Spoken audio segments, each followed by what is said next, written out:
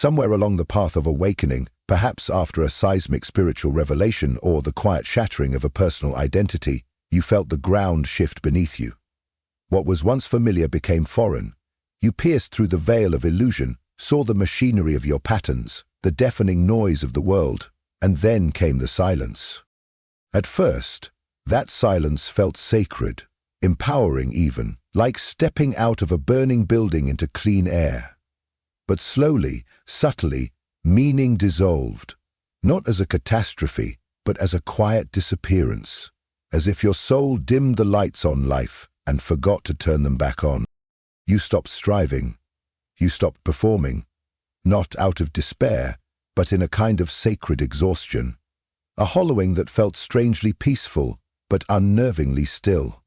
And then the whisper began, a quiet, aching question. Why do I feel so empty, now that I finally see the truth? This is the paradox no one warns you about. We are led to believe that spiritual awakening will inflame our purpose, that seeing through illusion will make us burn with clarity. But for many, especially the sensitive ones, the seekers, the empaths, the inward travelers, it does something else. It empties the vessel. It scrapes out all false motives until even desire becomes unrecognizable. And in that void, we confuse awakening with apathy. I recall a conversation with a dear friend, brilliant, spiritually attuned, fluent in the texts of Eckhart Tolle, Krishnamurti, Alan Watts. She emerged from a dark night of the soul with crystalline insight. She told me she saw through the illusions of identity, achievement, external love. And yet 2 months later, I found her lying in bed, staring at the ceiling, adrift in a stillness she did not expect. I used to cry about not doing enough, she said. Now, I don't care if I do anything at all. I thought awakening would set me on fire. Instead, I feel extinguished. Carl Jung spoke directly to this threshold. He described it as the sacred terrain between the collapse of the ego and the birth of the self. A liminal space, terrifying in its quiet, where motivation once powered by persona and social approval dissolves, leaving only the raw clay of what has not yet been shaped. This is not failure. This is individuation, the chrysalis stage of the psyche, where the caterpillar dissolves into formlessness before becoming the butterfly. It is the psychological death required for rebirth. But we must not mislabel this void as regression. For in the heart of this emptiness lives a deeper call, a quiet pulse of soul truth, waiting to be heard. Not the motivation to prove, but the impulse to be. To move, not out of need for recognition, but out of inner resonance. This article is not about despair. It is about the moment after awakening, when the old fuel dies and the new source of energy is still forming. Jung understood, the privilege of a lifetime is to become who you truly are. The loss of motivation is not the end. It is the sacred beginning of living not as a mask, but as a soul. Carl Jung, the architect of analytical psychology, foresaw this strange and silent fog that descends after awakening long before it became a topic of modern spiritual circles. He didn't cloak it in mysticism or euphoric language. He spoke with piercing clarity about the soul's descent into its own depths once the unconscious begins to stir. Enlightenment, Jung once wrote, does not come by imagining figures of light, but by making the darkness conscious. And while those words may sound poetic, they carry a terrible truth. Real awakening does not crown you with bliss. It strips you. It unravels the scaffolding of the false self. It initiates a slow and sacred death, the death of who you believed yourself to be. The collapse is internal but far-reaching. Your former motives, ambition, achievement, recognition begin to dissolve. The timelines you followed, the goals that once pulled you forward, even the structures of identity that defined your relationships, your work, your daily rhythm, begin to fade like mirages in the light of a deeper truth. But here's where the psychological nuance is vital. Your ego does not disappear, it does not die, it simply becomes disoriented. The script it once followed has been burned, but no new script has yet emerged. The result is not laziness or apathy, but a profound spiritual limbo. You are no longer asleep, but you are not yet fully awake into what comes next. This is the mystery, what Jung called the nigredo, the blackening phase of alchemy, when the ego has been dismantled, but the self has not yet taken the throne. In modern terms, it looks like demotivation, but in Jungian language, it is a holy pause, an in-between space where the soul retreats inward to rewrite its myth. And yet our culture fears this silence. Jung warned that the modern world does everything it can to avoid this phase, to pathologize it, numb it, medicate it, because it cannot comprehend a transformation that doesn't look like progress. But what you're experiencing is not regression, it is initiation. It is not dysfunction, it is sacred descent. This is not depression in the clinical sense, though it may share its shadows.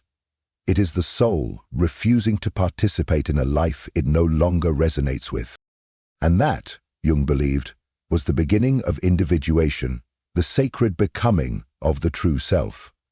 Most people never speak of this part, do they?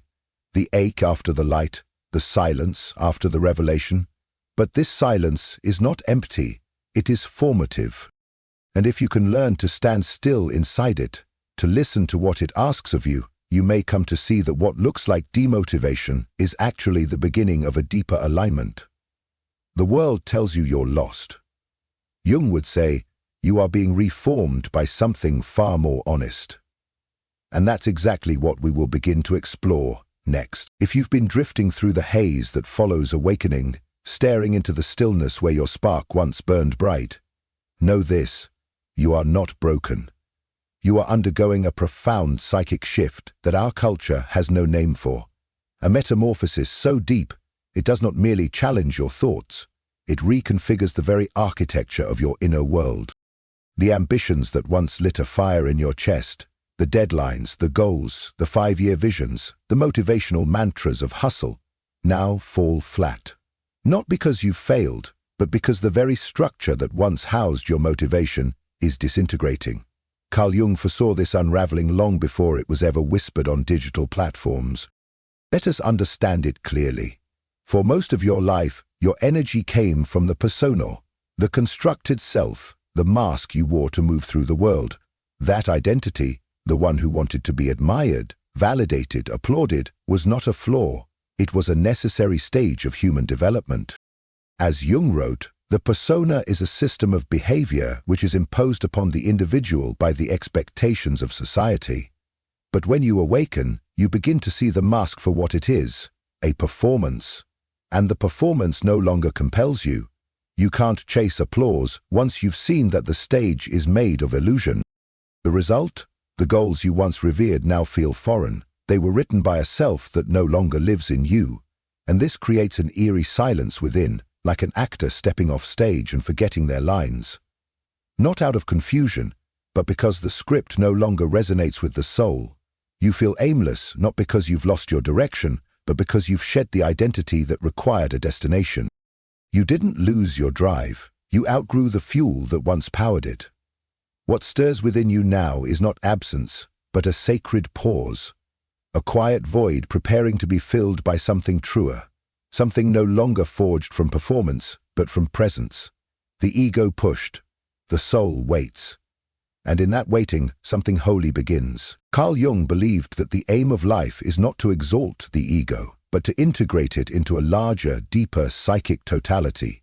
We are not here to serve the ego's desires, but to refine it, temper it, and align it with the self, the transcendent center of our being that connects us to the greater whole. He called this process individuation, the lifelong journey of moving from fragmentation to inner unity, not to become the self that is praised, but to become the self that is real. The self, unlike the ego, is unconcerned with approval or performance. It is not driven by ambition, but by alignment. Its only desire is to express what is true. And so, after a spiritual awakening, the psyche begins a sacred recalibration. What once felt exciting now feels hollow. Your system begins to reject everything artificial, forced, or inauthentic. That includes careers built from insecurity, relationships based on roles, or even the vision board you crafted from your old self's fear of not being enough. This inner purification often feels like liberation and disorientation at the same time. You're shedding the faults, but what now takes its place? Jung cautioned that many get stuck here. Some awaken and fall into spiritual bypassing, mistaking transcendence for escape. They float above life, call everything an illusion, and convince themselves nothing matters. But detachment is not the same as disconnection. The self does not want you to disappear from the world. It wants to inhabit it through you. It wants to incarnate, not evacuate. It seeks not withdrawal, but embodiment. But before that embodiment, there is a threshold, and Jung described it well, though few recognize it when they are in it. It is the grey space after awakening, the void that comes not with bliss, but with bewilderment. It doesn't look poetic. It doesn't trend. It looks like sitting quietly while the world speeds past, unable to explain who you are becoming. Jung would say you are not failing, you are in between. You have stepped out of the ego, but the self has not yet become your foundation. This liminal space is not a mistake. It is initiation, a descent into the unknown that modern culture has no patience for. Stillness is misdiagnosed as laziness. Pause is confused for paralysis. So you begin to judge yourself, and that judgment becomes the very wall that blocks the energy your soul is calling home. This phase is sacred. It is chrysalis, not collapse. And if you can stay here long enough, if you can resist the urge to rush or retreat, you will begin to feel it, the quiet pulse of something deeper rising. The self is not loud, but it is constant. And it is waiting for you to trust what cannot yet be named. Carl Jung had a word for this sacred reversal of energy, enantiodromia, the phenomenon where something, when taken to its extreme, transforms into its opposite. And nowhere is this more evident than in the aftermath of awakening. You move from the manic striving of ego, I must do everything, to the hollow stillness of soul. Why do anything at all? The pendulum swings not because you're broken, but because balance demands it. The psyche, long imprisoned in performance, finally collapses into rest.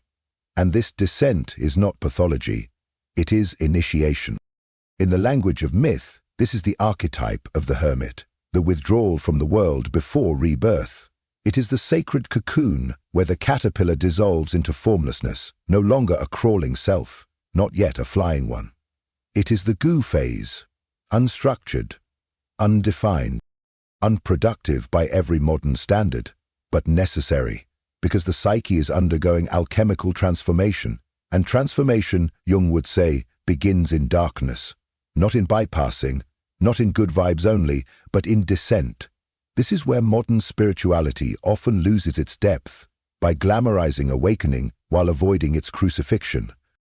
Jung insisted that the shadow, the rejected, uncomfortable, unconscious parts of ourselves, is not something to escape, but something to integrate. Shadow work is not advanced-level spirituality. It is the very foundation of becoming whole. And in this state of nothingness you now occupy, the unconscious is rising, not as a villain, but as a messenger. What you once repressed, your grief, your rage, your unmet needs, begins to surface because now, at last, there is space. So the ego panics. It wants action, clarity, a name tag. But the self, quietly and persistently, whispers, let go. I am forming something deeper. And this is where the real work begins. Not in achievement, but in surrender. Not in clarity, but in witnessing. The psyche is not malfunctioning. It is metabolizing years of noise, illusion, and false striving. It halts your drive, your ambition, your hunger, so you have no choice but to sit with what you've buried, and it is in that stillness, in that haunting void, that you begin to remember. And then, almost imperceptibly, something stirs. A new form of motivation arises, but it is nothing like the old. It is not born of anxiety. It is not urgent or performative. It does not roar, it hums. A soul-led impulse to move, not because you must, but because it would be a betrayal of truth not to. Jung called this the emergence of the self, not as an abstract ideal, but as a living, breathing compass within. It does not chase, it calls, and what it calls you toward is not success, but wholeness. So, you've crossed the threshold and stood in the silence. You've tasted stillness, not as stagnation, but as sacred pause. You've wandered through the inner night, where no voice called out and no light showed the way. And now, something ancient begins to stir, not as a roar, not as lightning, but as a quiet, inner, a soft pulse that does not urge you to return to what was, but invites you to build what has never yet been. This is the first whisper of the self, not in language, but in feeling, in pull, in presence. Carl Jung called this the symbolic life, a life no longer ruled by ego or convention, but guided by the deeper forces of the soul. Once the ego has surrendered and the unconscious is honored, life ceases to be a game of survival and becomes an unfolding of meaning. And here's the paradox. It may look beautifully ordinary. When the self begins to lead, you no longer hustle. You respond. You're not driven by the fear of missing out, but by the quiet conviction of inner alignment. You stop chasing clarity as a prize and begin recognizing it when it arrives, often dressed in simplicity. Living from the self does not mean you'll always be energized or certain. Fatigue, doubt, and grief still pass through. This is the texture of human life. But what disappears is the constant ache of self-betrayal, the dull exhaustion of performing a version of yourself that no longer fits. Instead, something shifts. You find yourself creating even when no one applauds, saying no even when yes is expected, following wonder rather than ticking boxes. You begin choosing peace over performance. This is not inertia, it's a new fuel, not adrenaline, but alignment. Not pressure, but presence. Jung called this living symbolically, not as an escape into fantasy, but as a return to soul. You begin to trust the language of dreams, gut instincts, symbols, and synchronicities. Your life becomes a dialogue, not a monologue shouted into the void, but a conversation with the unseen. And what does that look like? Sometimes it's as subtle as different questions. Not, what should I do, but what is quietly calling me? Not, what's the plan, but where is life nudging me? Not, how can I prove myself, but what feels true? You stop trying to dominate life and start participating with it. Ambition doesn't vanish, it transforms. It becomes devotion. Devotion to what is real, what is true, what brings you alive. And strangely, that devotion moves mountains.